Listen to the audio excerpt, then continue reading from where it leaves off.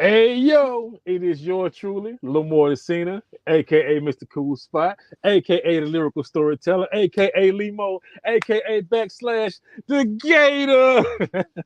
I don't Them know, Gators Free. from Florida, okay?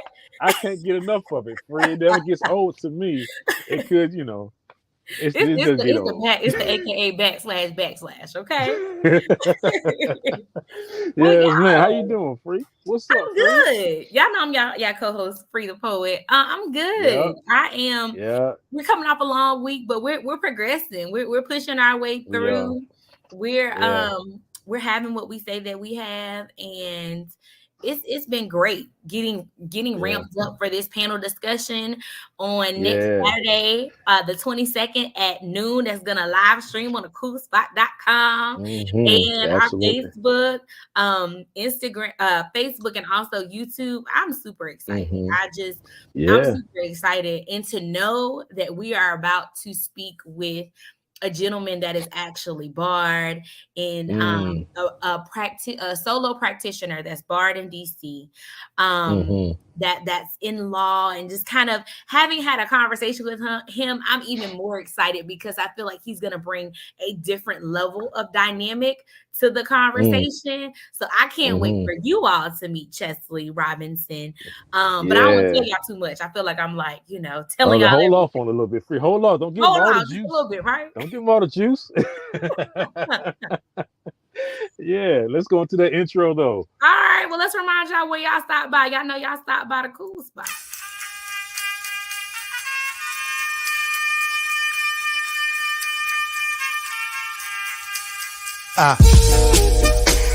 Woo! Yo, turn the track up, dude. Turn it up. This confirms it. What I already knew, it confirms it right now. We're in a moment. It's like I don't mean to impose, but my God, I'm just too cold. No chain, no range, and no gold. But my God, I'm just too cold. Just too cold. Just too cold. y'all know that it's gotta be cold if we say it to you just too. Yes, FYI, sir. shout out to Arrested Development speech and Yeah. the other brothers that were on that song, as that's a Danny sponsored B song. and Rambo. Yeah. Yes, we appreciate y'all. Thank you for that dope, amazing intro song. So didn't want to forget to get that out. And you ready? You ready to go ahead and bring on Chesseley so we can get this conversation started? I think we're ready, man. I think this is gonna be pretty ready. dynamic, man. All right, let's do go it. and bring them in, y'all. Hi, Chesseley. Yeah. Thank you so much for coming to the Kool Spot with us this evening. Peace, Thanks for having me. I appreciate it. No Absolutely. problem. Absolutely. Chesseley, thank you first of all. I think we met. It's been over 2 years now, right? Or has it been because it was pre-pandemic. It was pre-pandemic, yeah. Probably was 2 and a It's been half, over 3 years ago. I guess. Well, yeah, something like Has it been since that long? 2020? Yeah, pandemic started like officially where we started shutting down stuff March of 2020. Yeah, it was a while ago. It was it was a black flea market when it was out there. Yeah. Free. You were with me that day. I actually met up with you at the flea market that day. I met him. Remember Sasha? With Sasha, yeah. Oh, yeah. You know what? That was that. I think it was January of why did I feel like it was warm outside? No, it was warm. It was 2019 then, unless we were already in the pandemic. But everybody was scary during the pandemic, so no, it had to been 2019. I don't know. It was definitely a while back. It was definitely it was the summertime, and Jeremiah was here. He was here, yeah. I was in my older son was here. I was in my old apartment. That was 2019. 2019. 2019. That's crazy. That's crazy. Yeah. That is bonkers. Yeah. And when I met Chesseley, he was at the flea market. He had this book, right? I don't know if you guys can see this. Can y'all see that? Where we at? Can you see that? The Robinson's Guide to Police Encounters. Right. Yes. And for those that don't know, like Free said as part of his intro, he's a barred attorney, solo, practitioner. And like the information that's in this book right here, it's past due that we have him on as a guest because we were supposed to do that a long time ago, and I think the pandemic hit and it caused us to kind of be derailed. So we got to get you back so we can go into details with this book, though, for real, because he's giving a lot of law, talking about the Constitution and a lot of different things that you guys didn't know. It's like the do's and the don'ts when you get pulled over by the police or just any kind of police encounter. So yeah, we're going to get you back. Don't need to be scared. Let's know our laws. Let's know what we need to do that can get us through that encounter. Right. Yeah. The most important thing is that you're going home. Yes. Right. So I mean, a lot of these folks give these the rules that you're supposed to follow, and it's great. But like I tell people, there's not a judge. The judge is not going to jump out the bushes and say you're right or you're wrong. So you have to know how to use the rules in a way to get out of that encounter. Because if you're looking at the police officer that I know my rights, I have this right, I have that right, 9 times out of 10, the only thing you're doing is preparing him to be able to arrest you. Yeah. Because he knows what you're thinking, so he can avoid those pitfalls. So you have to know how to use the rules. You know, it's not just knowing them, but knowing how to use them. How to use them, right. Can I ask you this while we're on the subject? Do you think that and I was thinking I may ask this in the panel discussion too, but I'm gonna ask you while we're here. Do you think that police officers target a particular group of Black people? Let's just say people that actually live in the hood, right? Because like my thing is this: from me watching the patterns, I look at the type of vehicles that they're pulling over, and a lot of the vehicles that they pull over that's actually recorded are like older style vehicles, you know what I mean? Like the old 99 Acuras and everything up until about 2005. You know what I mean? Right. So could that be like a indicator of how to what's the word I'm trying to use, Free? Like going to a targeted demographic?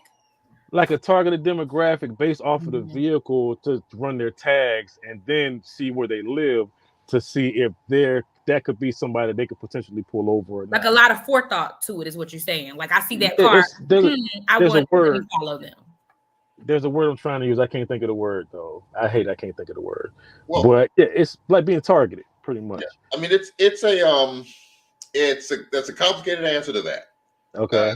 Because there are a few things that are going on. I mean, the first thing is that it's clear that there is a higher likelihood of being stopped, being detained, being arrested if you are a minority, if you have brown skin. I mean, there are studies that show, for example, even if you take Hispanics, Hispanics have a higher percentage of arrests than whites, but white Hispanics are more proportionate with white people. Black Hispanics are more proportionate with Black people. So there's clearly a propensity to more freely stop, more freely detain, more freely arrest Black and brown people. Right. You add into that, there's also a higher propensity to arrest poor people. Right. So if you're poor, regardless of whether you're white or Black, you're more likely to get arrested, detained, or stopped than if you have money. Or at least those detentions and stops are being recorded. So like I could stop somebody in a Mercedes and that never gets recorded because it's just a conversation and they leave. Right. As I stop somebody in that 83 Cutlass Supreme, it's an official stop. There's a paper trail to it. There's a documentation to it. So you combine those two things and then which group is the most likely to get stopped and detained? Well, it's economically disadvantaged Black and brown people. Absolutely. So what happens is it just all kind of works together. And so, people like to have a simple conversation. Like they like to say, well, poor white people get arrested more than most people. Well, that's true. Well, Black people get arrested more than white people. Well, that's true too. But we have to have conversations about all those groups, both individually and combined. Right. Because you just try to do simplistic, then the only thing that's happening is you have Black and brown people arguing with poor white people, arguing with Hispanic people, arguing. So all the people who are being disadvantaged or arguing about my status as a discriminated person. Right. Right. Who's more discriminated against? Well, everybody's being discriminated against. And so, yes, there are some who are being more discriminated against than others, but everybody's being discriminated against. So instead of arguing with each other, why don't we talk to each other and find a solution so that we can actually address the people who are doing the discriminating and who are allowing the discriminating, and we can actually address the systemic discrimination. Yeah. But to get back to your question, yes, I mean, the most targeted groups are minorities of a lower socioeconomic status. That's the most targeted group. That's the most targeted. Yeah, because I've watched that along just throughout time. I'm like, yo, I'm just kind of seeing, okay, well, why would they want to pull this car over? What makes this car a target? Why would they want to mess with this people? You know what I mean? This group of people. And to me, it just kind of always boiled down to, okay, well, maybe the type of car they were driving was the first indicator. Then they may run the tag to see where they live, see, okay, well, they live in this community, and we know that economically this community is here. You know what I mean? And then it kind of just boils. That's just all in my mind. And there's another thing to it too. I mean, think about it from the way you can apply it to just an everyday job or everyday life. Yeah. When you just seeing the car driving by, which person would you suspect would be more likely to raise those issues and to be listened to? The person who's driving the Maserati, right, or the person who is driving the 82 Malibu? Right. Well, it's more likely that person, that Malibu, is going to be able to call a county commissioner or a city sheriff or whatever, and say, this happened to me. I want you to do something that gets done. Right. Where it's more likely that the person who's calling and complaining in that 82 Malibu is going to get brushed off to an executive assistant, or to a secretary, and they're never going to get hurt. So if I'm doing the arresting and I got nothing to do, crime is down, despite what people like to say. Crime has been going down for like the last 10 years. So but go ahead. Crime is not going down. That's what they say. But go ahead. Well, it depends. It depends on how you talk about it. Okay. So, for example, there are areas where crime is going up. Where you have, well, oversimplifying it, where you have higher concentrations of people, where you have more disparate economic impact, and also where you have the impact from decades of incarcerations within communities. You have crime rates that are going up. In a lot of other areas, you have crime rates that are going down. Those are places where people have benefited from natural progress. And also where people have benefited from, and nobody likes to have this conversation, but the fact that the drug war is now a pharmaceutical war. Not a street drug war. So now you don't have the same impact of what was going on during the street drug epidemic. Also, the drug epidemic is more wide reaching now than it was. Regionally, But it's, people are prescribing those drugs. And even the ones that aren't being prescribed, they're being moved around by what a higher caliber of intervention. Or people who just have access to it. So you don't have the same type of element driving crime. So what you have is some areas where we don't know what to do about the crime. Because there's no real alternative for the citizens. You have other areas where there's a lot of militarized police and no crime. Those are the officers that you want to be worried about, because they don't have anything to do at midnight anymore. They're looking for something to do. So if you're in that neighborhood, you're in that suburban neighborhood. Let's say if I'm talking about the DC area. Let's say you're in Montgomery County. Which in general is a more the higher end, higher socioeconomic wealth, etc. You see the wealthy car drive by. Now you might find it suspicious, but you see them drive by and you're thinking, well, they're a person who's going to be able to complain. You see a car looks like it came from Prince George's County, an older model, a car that's maybe has a tail light out or some reason for you to stop it initially, right? Right. You also know this is a person who's probably not going to have the means to complain about it. Yeah. And you need something to do to justify the fact that you've been out there for 8 hours. Yeah. So then you pull this person, you harass this person, you do whatever, knowing that this person is not really going to have the means to complain. Right. And then also knowing that the officers have a lot of different ways of getting to what they want to do. Yeah. Like in DC, they have this weird law, this assault on a police officer law that doesn't actually require you to assault the police officer.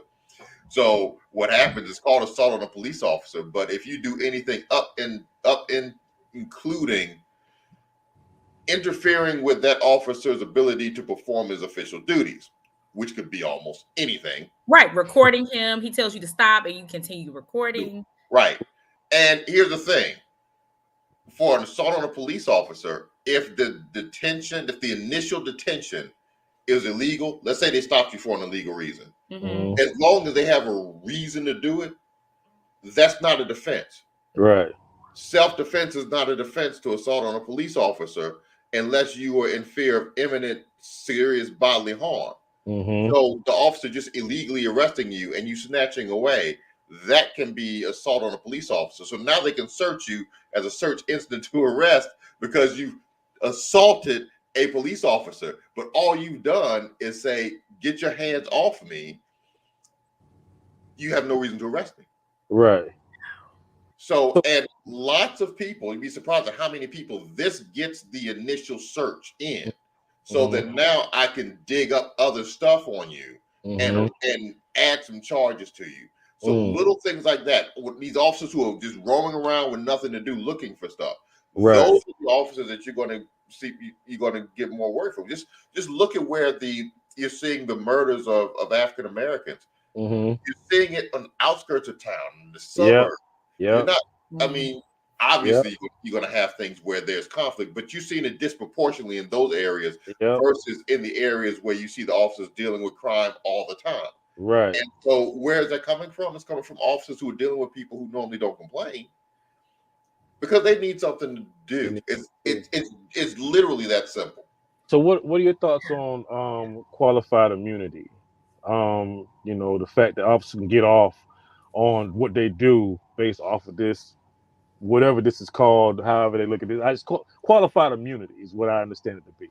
Well, there are a million different ways that the government has created immunity for themselves. Okay. Qualified immunity is one of those things. Now, it's the way qualified immunity works is strange to the extent that it indemnifies the individual officers for their behavior. It doesn't necessarily indemnify, who you're probably going to be suing. So, in other words, you're suing the city. Now, there's a lot of ways that they prevent that they can keep themselves from being held responsible for the actions of the officers. But there's no benefit to suing an individual officer. What are you suing him for? He makes $40,000 a year. Right. You want to get $1 million from him? No. So when you sue the city of Raleigh. Now, should the officer be able to get qualified immunity? I don't think there's anything in the law. That's literally a law made up by the courts. It's not law. It's not in Section 1983, which is what allows you to sue for civil rights violations. There's nothing in the law that says qualified immunity. It doesn't exist. It is a fictional area of the law that's made up by the courts. It's completely court created. What I also learned about it, I'm sorry, I didn't mean to cut you off. Go ahead. Let's just finish your thought. Well, no, what's happened is like on the state level, they've come up with the same types of qualified immunity. So like if you're suing an officer, if you're suing the state for the actions of police officers, generally, if they were doing those things while performing official duties, the level that they have to get for the city or for the officer individual to be responsible has to be so egregious. It's almost never going to be reached. It's almost never going to be reached. But these are all made up by judges who are looking at this. These are all made up by courts, and the typical argument for it is that, well, if we held these people responsible for all of these actions, the government will be getting sued all the time. And of course, my response is, well, maybe they should be getting sued all the time. Maybe they should be responsible for these behaviors all the time. But that's kind of a different thing. Yeah. But I will caution people when they say, well, we should be able to sue the officers individually and, go after them. Well, that's not going to solve anything. So what?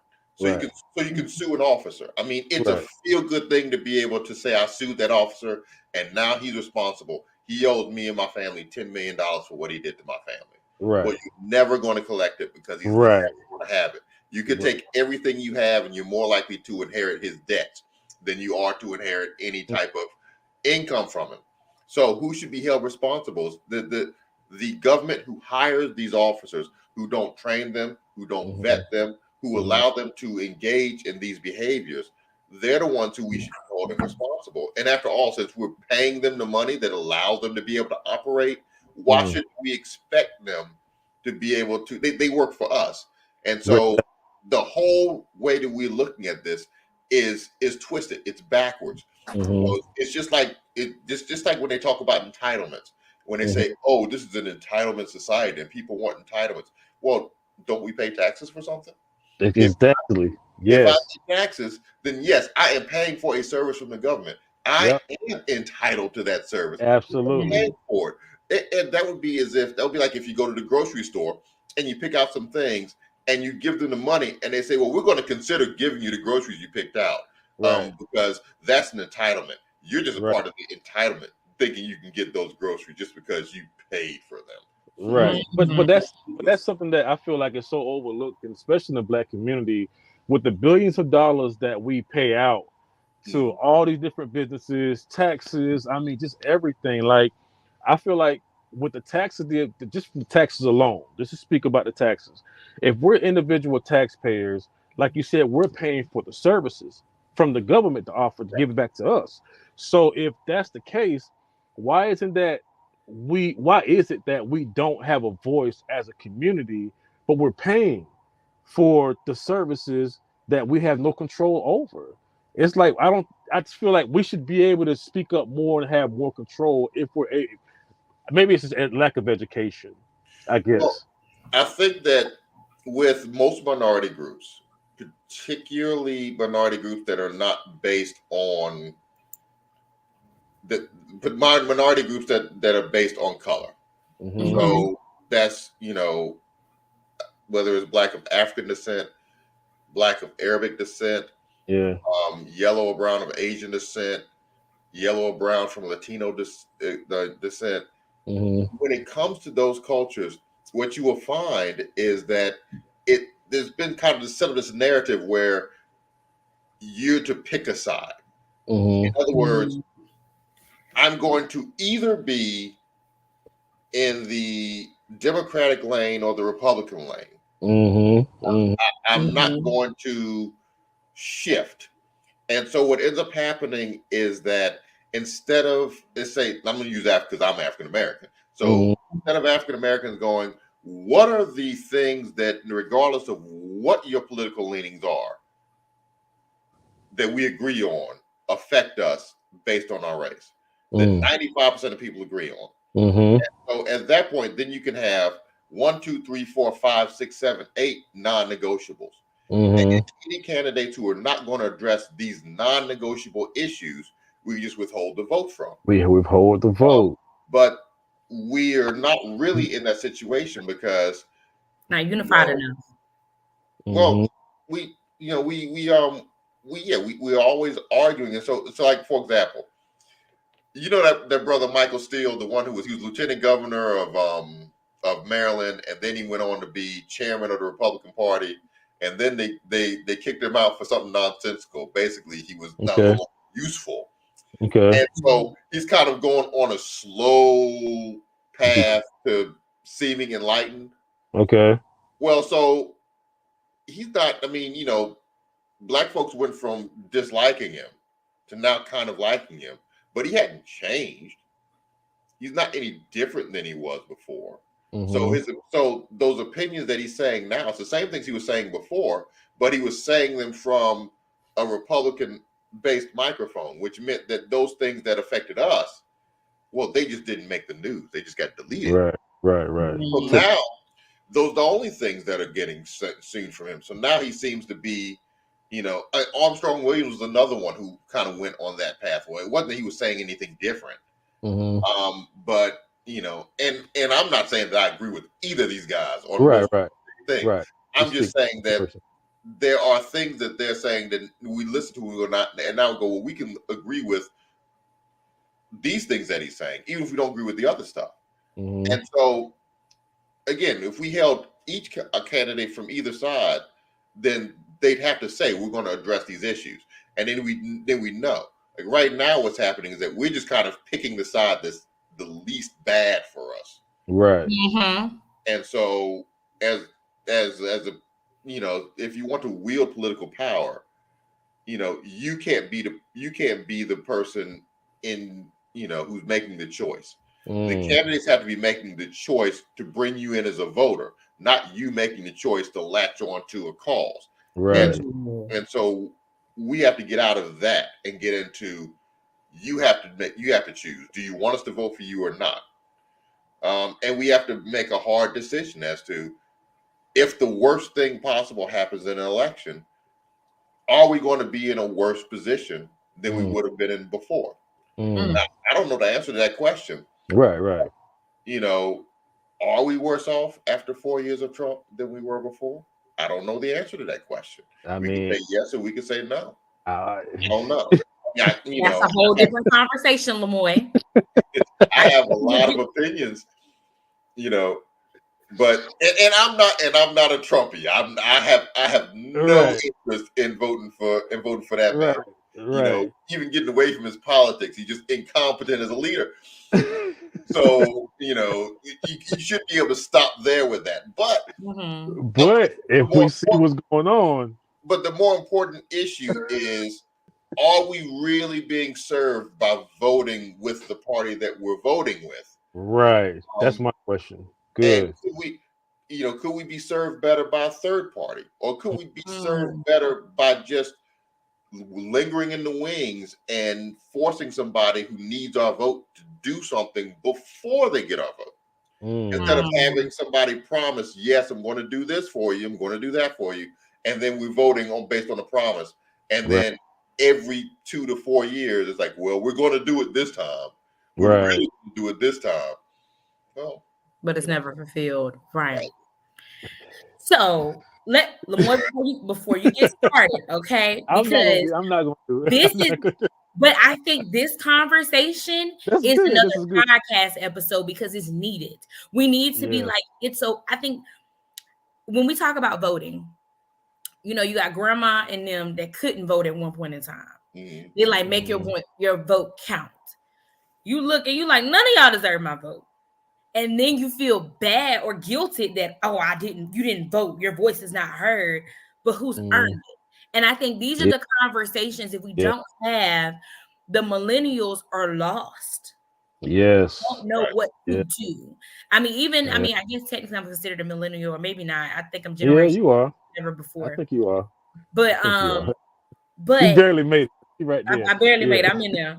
But even at 33, when it comes to voting, I have that mentality. Who is going to be the less harmful party? And it is wrong to look at it that way.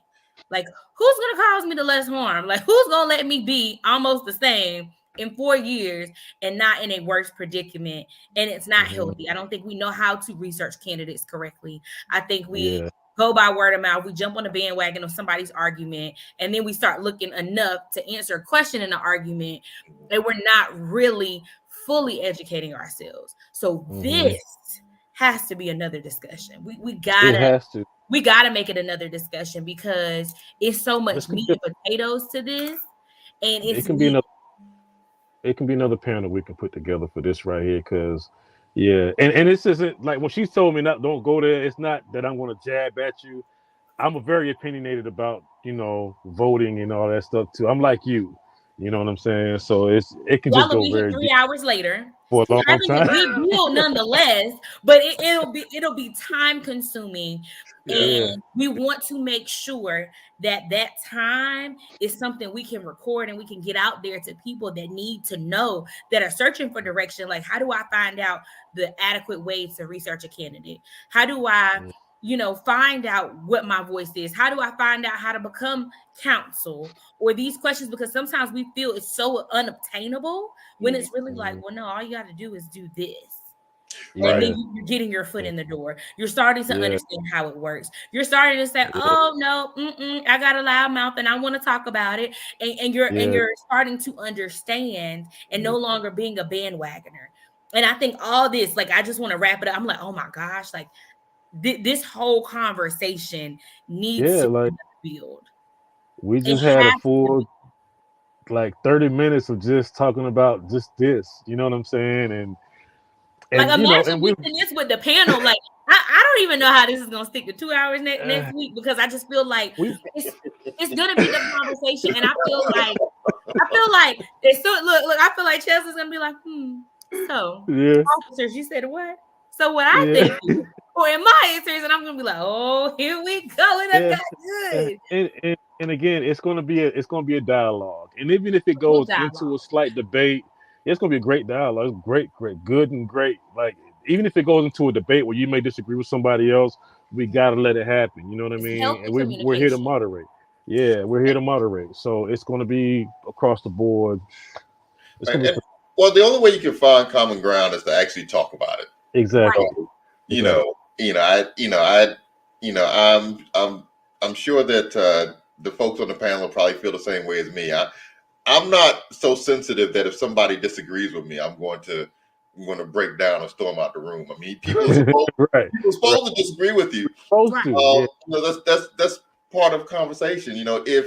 If everybody agreed with everybody, the world would be a boring place. I agree. So agree. Let's talk about it. Man, good stuff, man. So we right here. We are right here. You know what I mean? And again, tell everybody how they can get a copy of this book. And it's a short read. It's like 10 pages, 14, 15? I made it short because it's really something that I want people to be able to have in their glove compartment, having in their visor, something where you can look and reference something real quick. There's a whole bunch of books out there. If somebody wants to read 300 pages, they can get the idea of what's going on. But that's not going to help you when the blue lights come on behind you and you're like, what do I do now? So, you can go to my website, which is www.cheseleycares.com, CHESSELEYCARES.com, and you can order from there. You can also order it on givingunlimited.com. That's just how it sounds. Giving Unlimited, no dot, no space.com. So you can go on there and you can purchase it from there as well. But that website is probably going to be up in about 2 weeks. Okay. So, there's a lot of great stuff at that website too, but so is the book. So go to one of those places if you want to pick it up, or just if you can find me on Facebook or Instagram, just message me. I'll get it to you. Yeah. Awesome, man. Thank you so much, man. Like, this was really supposed to be about your background and who was Chesseley Robinson, but I mean, I think they get the point. I think they understand who you are based off of your profession and your passion, because I feel like it was clearly displayed through this short session we had. And bro, like, I'm excited about this panel discussion, man. It's gonna be good. It's gonna be hearty. It's gonna be somebody literally after discussion gonna go home and go to sleep just so their mind can really dissect everything that they obtained. Like, it's gonna be something good and hearty. Some of my friends are excited. I mean, they're just like, one of them was like, I feel like it's gonna be a little emotional, like on the aspect of when we're talking about the brutality in our communities and really talking about what do we do to change this. You know what I'm saying? When you have different civil people, whether it be law enforcement, attorneys, pillars in the community, we have to have this conversation to fix it. Or it's going to always continue to be a broken system. We know nothing's going to be perfect, but until we have these conversations, how can we tell these babies? How can we raise these babies and give them instruction? How can we really show them the way if we're not giving them the tools they need? Well, I will say, just I want people to get prepared for my opinion on black on black crime. And the Come on. Okay. It's going to be interesting because I think the term itself is kind of is one of the biggest con jobs that have been played on African American folks in this country, and I'll explain it. Yeah, I want folks to think about that. Yeah, I like it already. I can see where it's going. I can see where it's going. It's gonna be good. Again, y'all, like that's what he does when he get excited, y'all. He start laughing. The more be like, it's gonna be good. My eyes get chicky, my nose flare up. I just start cheesing. I can't help it. But so Saturday, that's where I was going with this. Saturday, January 22nd at noon, we are going live right here at the Kool Spot. Tune in, set your reminders, go to the website. The link will automatically be set. This is a cool feat for the website. If you want to link a reminder from our calendar on the website to your personal calendar, it'll actually bring you right in with the link. It'll bring you right in once you hit the link that'll be sent to your calendar. Hit the link and it'll bring you right to our website. You can watch the live stream directly from our website. So we have some great features that's coming up. We just got some giveaways coming up. We're doing a lot. Again, I'm excited. Follow us on the coolspot.com. Coolspot.com.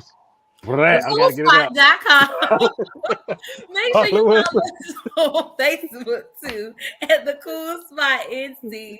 Make sure you follow Lamoy Decina as well as Free the Poet. Make sure again that you get your copy of the guide. Okay. Again, you can keep it in your glove compartment. It's a quick reference. And maybe that's the tool for us that deal with a little anxiety to know that that's that person beside you to say, let's stay calm. We have this people, okay? Yeah. The more you know, the more you can adequately protect yourself, okay? So let's make sure that we're doing those things. Let's make sure we're supporting one another. Let's make sure that we are being harmonious, okay? Yeah. All right, y'all. Thank you guys again. Thank you so much for dropping by with us today. We are just overly elated. We are thrilled for next weekend, if you cannot tell from our excitement. And we just cannot wait to really have this in-depth discussion next week, okay? All right. Looking forward to it. Let's get it in. We done said it. Let's get it in. And we'll see y'all next time.